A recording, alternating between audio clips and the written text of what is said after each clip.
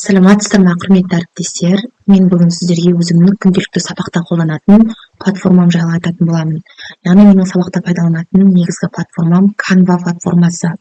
Мен Canva арқылы сабақ барысында түрлі презентациялық слайдтар, көрнекі материалдар және тапсырмалар дайындаймын. Бұл платформа дайын шаблондардың көптігімен, қолдануға ыңғайлылығымен және шығармашылық мүмкіндіктерімен ерекшеленеді. Енді мен сіздерге қазір мына жерде Canva-ға қалай кіру керектігін көрсететін боламын. Яғни сіздер бірінші Google-ға Canva деп жазып аласыздар. Одан соң бірінші мына жерде Canva деп тұрады, міне соған кіресіздер. Міне кіргеннен кейін бізде презентация деп тұрады.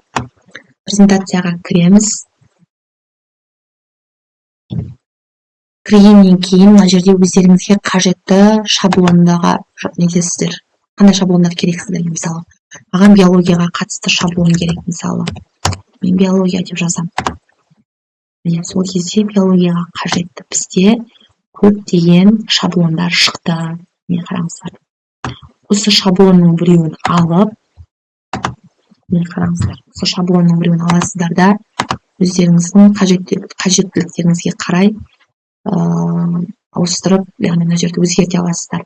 Мысалы, мына жерде бізде сөзін өзгертуге болады. Мынаны өшіріп тастап, өзімізге қажетті мына жерде текст деп тұрады, текстке кіріп, бірінен аласыздар, осылай. Сөйтіп тақырыптарыңызды жазасыздар. Мысалы, өсімдіктер деп жазатын болсақ,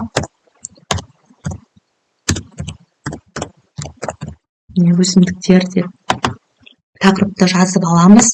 Одан соң біз осы жазуымызды біздер түрлі шрифттермен өзгертуімізге де болады. Мына жерде шрифт деп тұрады. Осы жерде міне ауыстыруға болады, түрлі өздеріңіздің ыңғайларыңызға қарай өзгерте аласыздар. Мынаған шрифттарыңызды қоясыздар. Міне көрдіңіздер ғой. Одан кейін бізде түсін өзгертуге болады. Мына жерде бізде түсін цвет текста деп тұрады. Осы жерден түсін өздеріңіз қойып аласыздар. Қандай түс керек соған. Одан кейін бізде мына жерде түрлі суреттер тұр.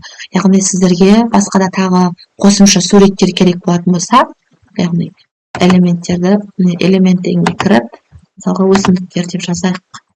Өсімдіктер деген кезде сіздерге қажетті суреттеріңізді шығарып береді. Мысалы, маған сурет керек болатын болса, мен осыны алып, өзіме мынаны өшіріп тастаймын да, өзіме қажетті суретімді қойып аламын. Міне жаңағы да осылай өшіріп тастаймын.